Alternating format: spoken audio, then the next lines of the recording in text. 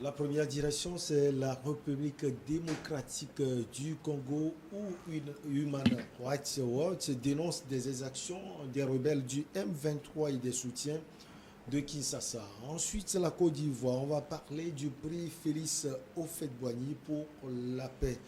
On va également parler du Burkina Faso. Pas de consensus sur le lieu d'inhumation des restes de l'ancien président Thomas Isidore Noël Sankara. Et puis on termine par le Togo. Covid-19, dysfonctionnement dans l'utilisation des fonds mobilisés en 2020. Nos invités sont en place pour ce numéro de ce jour. Eric Johnson, directeur de publication de l'Union. Nous avons également Bonenfant Agbovi, il est enseignant et analyste politique. Puis Kwame Viaclesso, il sort consultant et coach en entrepreneuriat et en politique. Alors, Doyen, bonjour, vous allez bien? Bonjour Michel, je vais très bien. Bonjour chers collègues. Bonjour chers amis téléspectatrices et téléspectateurs de New World TV. Bonenfant Agbovi, tout va bien? Je vais bien, je vais bien. Je salue toute la population togolaise et on y va. Coach? Bonjour, je vais bien. Je remercie Néo pour chaque fois pour venir quand même apporter plus d'éclaircissement. Et je remercie également tous ceux qui ont pu de près ou de loin participer à la cérémonie de dédicace de Mèche-Mo auquel tu n'as pas assisté. Donc je le dis en même temps. Sacré coach. Ouais, l'occasion fait le larron. Bien sûr, Oui, non. bien sûr. On avait une pensée spéciale pour eux. Ah d'accord, ils vont bien. Allez, on commence par la République démocratique du Congo. Dans sa publication de ce lundi, Human Rights Watch dénonce un certain nombre de crimes commis par le groupe rebelle M23 depuis la reprise des hostilités avec l'armée congolaise. Le groupe armé du M23 soutenu donc par le Rwanda a procédé à des exécutions sommaires et au recrutement forcé des civils dans l'Est de la République démocratique du Congo. Alors, Eric Johnson, ici, on ne parle pas seulement de M23, on parle également de la force sous-régionale qui soutient Kinshasa. La force sous-régionale ou les milices. Parce que, vous savez, de façon générale, lorsqu'il y a de ces conflits-là en Afrique, et ailleurs, dans le monde, on constate qu'il y a des exactions. Parce que les gens, ils sont à la recherche de quelque chose. Et donc, pour pouvoir y arriver, ils sont obligés de passer sur des humains, malheureusement. Et donc, le rapport de Human Rights Watch nous enseigne que, effectivement, les rebelles du M23 qui sont opposés à la force étatique, des forces armées de la RDC, commettent énormément d'exactions sur la population. Nous craignons très sincèrement que cette rébellion va s'étendre encore plus sur toute la RDC. Aujourd'hui, ils sont au nord et beaucoup plus à l'est de la RDC, mais avec ce qui se passe, avec leur soutien rwandais, vous imaginez un petit pays comme le Rwanda, que nous apprécions tous parce qu'il fait des prouesses dans plusieurs domaines. Et il est cité comme un exemple en Afrique dans le développement humain, dans le développement de la technologie, économie, etc. Mais la question est de savoir où est-ce que ce petit pays trouve autant d'argent. Aujourd'hui, tout se dévoile parce que vous ne pouvez pas soutenir une rébellion dans un pays frère. Le président rwandais a tout le temps nié la participation de son armée aux côtés du M23. Mais ce qu'on constate aujourd'hui avec tous les rapports qui sortent, avec les témoignages des gens et surtout des renseignements des Occidentaux, on constate aujourd'hui que l'armée rwandaise est aux côtés de cette rébellion. De l'autre côté, c'est vrai que le président Tshisekedi a dit qu'il ne faudrait pas que l'armée mêle certaines milices à cette guerre-là, à ses côtés. Par contre, c'est ce que nous voyons sur le terrain aujourd'hui avec autant de rapports, que ces miliciens-là sont du côté des forces de la RDC, ce qui n'est pas normal parce que ce sont des milices ethniques. Et donc, vous voyez que le M23, lorsque le M23 arrive à s'accaparer d'une portion du territoire congolais, tout de suite, tous ceux qui sont Tutsis dans la zone sont considérés comme des ennemis. Parce que, venant du Rwanda, considéré comme un pays à forte population Tutsi, et donc, il y a des réminiscences de ce qu'on a eu à voir du génocide rwandais. Et donc, tout de suite, ça crée encore d'autres problèmes. Et ça réveille d'autres milices, ça réveille d'autres rébellions encore. Et donc, je dis, avec tout ça, le M23 et les forces de la RDC avec à leur côté des milices, je crois qu'on est en train d'aller sur un terrain que nous ne souhaiterons pas. Peut-être dans le développement, on aura à parler des conséquences de tout ceci dans ce grand pays qui, à lui seul, peut prendre toute l'Europe de l'Ouest. On parle de toute l'Afrique même. Oui, voilà.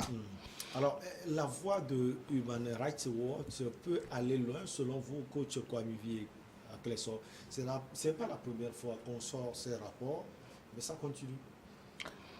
Une chose est de sortir les rapports, une chose est ce que ces rapports soient appliqués sur le terrain ou qu'on constate de réels changements inhérents à ces rapports. Eric a déjà dévalé ce qui se passe là-bas. Je pense que nous ne devons même pas entendre jusqu'à ce que ce cri d'alarme vienne pour que les gens prennent conscience. On sait tout le monde ce qui se passe là-bas depuis des années, mais tout le monde s'en fiche, c'est tout. Peut-être qu'on peut être dans un éveil sentimental disant que c'est l'Europe ou l'Occident qui font ça, mais sans oublier quand vous allez sur le terrain, ceux qui tuent des gens sont des Noirs qui tuent des Noirs. Et il n'y a pas un blanc dedans. Ça voudrait dire c'est un blanc qui serait peut-être derrière. Vous voyez, quand on dit qu'un blanc est peut-être derrière, prenez le couteau. Il y a dans coaching un exemple, quand vous donnez le couteau à un criminel, il fait des chefs-d'œuvre avec ce couteau. Il va tuer des gens avec ça. Vous donnez le même couteau à un cuisinier, il va concocter un repas copieux également. Donc, ce n'est pas le couteau qui joue le rôle, mais c'est celui qui tient le couteau qui crée le problème. Donc, que les gens pensent que quand vous êtes là, quelque chose est péremptoirement dangereux ou comme ça. Mais c'est l'usage qu'on en fait. Il y a des gens qui donnent l'argent pour qu'on tue. Ce n'est pas l'argent qui est mauvais, mais c'est celui qui a pris l'argent là, qui a fait un mauvais usage de l'argent. Donc, le blanc ou le vendeur de fusil n'est qu'un commerçant. Il a vendu sans savoir forcément ce que tu vas faire avec. Mais c'est toi qui utilises sur le terrain, c'est à toi. Donc, et ceux qui tuent là, ce sont nos frères, soit congolais, soit rwandais. Ou Human Rights et console, moi, j'aurais préféré que nous-mêmes, tout ça, on voit ça depuis qu'on puisse régler le problème là. Les gens sont acharnés à aller aux élections. Je me rappelle que ceux qui étaient, proactifs ou très actifs plutôt dans le problème en lieu que non, on ne peut pas aller aux élections parce qu'on n'a pas réglé. Mais les mêmes personnes qui sont en Afrique et les panafricains ne disent pas ici que non, il faut régler le problème avec les rebelles d'abord avant d'aller aux élections. Mais ils disent que Tshisekedi est en train de faire tout pour aller encore pour préparer un mandat de surplus. Or, les mêmes personnes qui n'acclament pas ici, acclament là-bas parce qu'ils disent donc c'est pour dire qu'il y a une sorte d'inconscientisation qui est en train de naître en Afrique maintenant, où on prend le vulgaire comme le sacré et on désacralise le sacré qu'on considère comme le vulgaire. Normalement, chez nous en Afrique, c'est que la vie humaine est sacrée. On ne tue pas comme ça. Il y a un militaire qui m'a dit même que quand eux vont en guerre, ils reviennent, tu dois faire des cérémonies. Si par malheur tu as tué quelqu'un, on doit te faire des cérémonies parce que ça va te hanter. Mais les gens prennent plaisir à faire ce genre. Je me rappelle que c'est ici également que les mêmes panafricains nous ont peint Rwanda, que c'est un pays émergent, que ça nous a fait quoi, sans oublier que le Rwanda, l'essor du Rwanda, c'est le pillage que le Rwanda fait à RDC. Sans oublier également que le Rwanda a signé un accord avec la Grande-Bretagne où on devait déverser le surplus de RDC. Et comment, je ne sais pas comment les pseudo-panafricanistes ne peuvent pas voir ça. Ils acclament ça. C'est que ce que Londres ne veut pas, on va déverser sous prétexte qu'on va verser une certaine somme.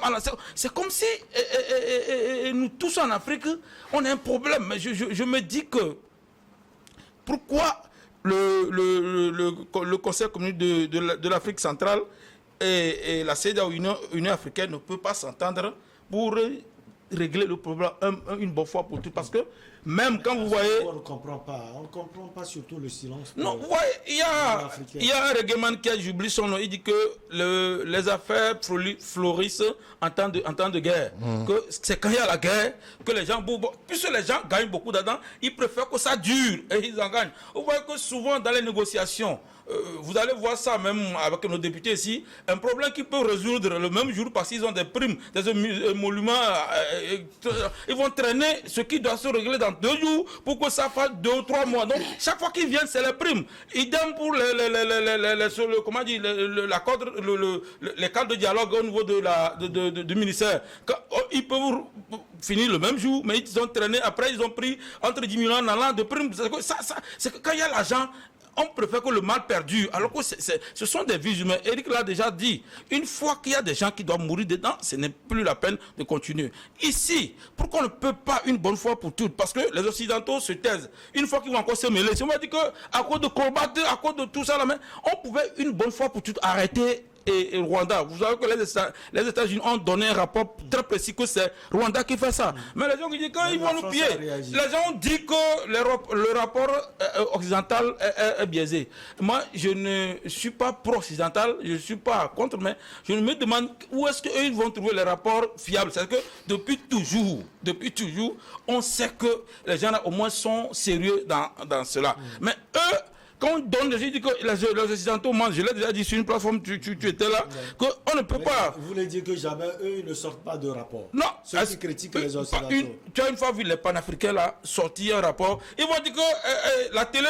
russe a dit, ou la télé chinoise a dit, c'est que sans une étude approfondie. Mais il y a un rapport. Nous savons que les gens meurent là-bas. On peut aller et on dit, combattons tout ça, ou bien négocier même enfin. Ce qui m'écoeure dans cette histoire aussi, il y a la force régionale qui est là-bas, mais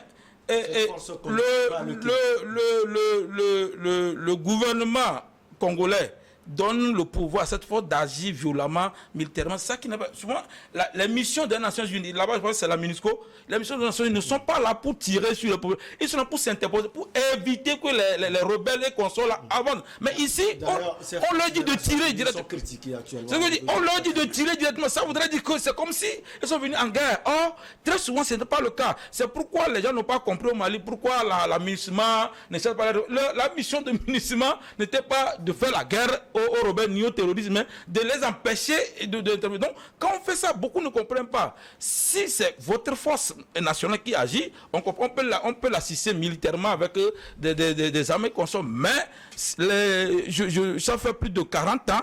Vous allez voir entre la Corée du Nord et la Corée du Sud, il y a les forces américaines, mais vous ne les avez jamais les voir intervenir, tuer ni un Coréen du Nord ni un Coréen du Sud, parce que leur rôle n'était pas ça, empêcher qu'il y ait escalade de guerre. Mais chez nous ici, comme les gens font des affaires, parce que quand RDC est en guerre, le Rwanda pille ici, l'autre pays pille là-bas, ceux ci pillent ici, et tout le monde pille, donc on se dit, parce que le Congo, la RDC est immensément riche. C'est dit même que si on fait le seul barrage en RDC, toute l'Afrique pouvait être électrifiée. Donc vous voyez qu'il y a des gens qui sont anti-progrès de l'Afrique. Donc eux, ce ne sont pas des Noirs, parce que quand ça va marcher, ils vont plus avoir leur canon, leur réseau ou mafieux pour faire ce jeu. Donc, ils préfèrent qu'on reste dans le noir. Mais c'est les mêmes personnes qu'on paie de côté qui vont brandir que n'acceptez pas les Blancs parce que c'est eux qui prennent les chèques et les contrats avec les Blancs pour faire des bêtises sur le continent. Non, Michel, excuse-moi, ça pourra m'échapper. Il a dit des choses très importantes. D'abord, quand vous prenez ces rapports, lorsqu'il y a eu ces rapports-là, en Ukraine, tout de suite, on a vu comment la communauté internationale a réagi, comment les Occidentaux ont commencé par armer l'Ukraine. L'objectif, c'est d'arrêter la guerre. Parce que on dit, on vous donne des armes, mais vous ne tirez pas sur le territoire russe. Mais pourquoi on n'arrive pas à faire ça en RDC pour que cette guerre-là s'arrête? En tout temps, c'est ce pays qui est attaqué par des rebelles. On dit des rebelles venus de l'Est, des rebelles venus de l'Ouest, et ils sont partout. Mais personne n'arrive à soutenir cette armée-là qui, pendant longtemps, il faut le reconnaître, est en totale désuétude. Cette armée-là n'arrive pas à affronter tous ces rebelles. Elle est corrompue même. Oui. C'est de l'armée congolaise. Oui. Il y a des gens qui sont payés partout. Oui, c'est tout à fait normal. C'est tout à fait normal. Il a dit, quand on est en crise, on crée des milliardaires tout de suite. Parce que c'est eux qui vont aller chercher des armes pour venir vendre. C'est eux qui vont faire des échanges avec les métaux précieux. Et donc, je dis, la communauté internationale est en train de regarder tout ça, mais personne ne réagit. C'est juste pour appuyer ce qu'il était en train de dire. Enfant Bovi, à 2 minutes, je vous assure, quand on reprend, vous aurez largement la parole. Alors, ce qui est important, c'est la suite de ce rapport. On produit souvent des rapports, c'est la même question qui a été posée tout à l'heure au coach Kwame Vie à Clessor et Issor. La suite à donner à ce rapport, qu'est-ce qui peut suivre pour que ces genres des actions puissent cesser en République démocratique du Congo? Pour le moment, cesser, je ne crois pas. Parce que, comme le co-débatteur l'a dit, cette guerre-là a perduré. Et je voudrais rappeler que on ne fera de guerre que là où tu crois qu'il y a quelque chose que tu vas gagner. C'est en ce moment que tu vas perpétrer des choses pour que toi aussi tu aies ta quote-part. C'est comme ça. Pourquoi dans certains pays il n'y a pas de guerre? Parce qu'il n'y a rien à y gagner. Je donne l'exemple, par exemple, nous prenons le Burkina. Pourquoi il y a les djihadistes là-bas? Parce qu'il y a des richesses là-bas. Nous prenons le Mali. Pourquoi il y a les djihadistes là-bas? Parce qu'il y a quelque chose à prendre là-bas. Nous prenons quel pays aussi? Et même notre Togo, ils tentent à venir, il y a peut-être quelque chose à prendre. Lorsque nous parlons de RDC en Afrique, c'est comme il vient de le dire, quand on creuse un seul barrage là-bas, ça peut électrifier toute l'Afrique. Ça veut dire que c'est un pays immensement riche et tout le monde a ses regards vers là. Le problème, ce que je ne comprends pas depuis, ce n'est pas la première fois que le Human Rights là sort des rapports plus pointus que ceci. Chaque fois, on dit que le M23 fait perpétrer des exactions et fait ceci. Mais je ne sais pas pourquoi l'organisation internationale, mais les partenaires qui, s'il s'agit de quelque chose, ils tapent sur la table pour résoudre les problèmes, ils n'arrivent pas. Pourquoi? Non, nous ne savons pas parce que... On revient pour la suite.